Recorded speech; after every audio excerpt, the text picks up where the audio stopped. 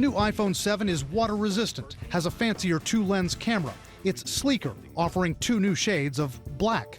But the biggest change, no more headphone jack. This plug right here that we're all used to plugging in to listen to music will no longer exist on the iPhone 7. Now, some people have asked why we would remove the analog headphone jack from the iPhone. I mean, it's been with us a really long time. Well, the reason to move on, I'm going to give you 3 of them, but it really comes down to one word: courage. The courage to move on, do something new that betters all of us. And our team has tremendous courage.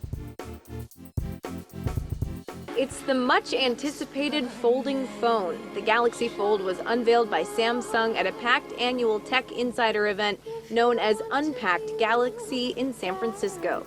With the Galaxy Fold, we're creating a new dimension for your phone and your life. We're giving you a device that doesn't just define a new category, it defies category. With the Galaxy Fold, you get a powerful smartphone and a revolutionary tablet, all in a single premium package. When it's folded, it has a 4.6-inch display. It's compact and perfectly portable. But when the device opens up, your world does too. With a massive 7.3-inch Infinity Flex display that transforms the Fold into a tablet.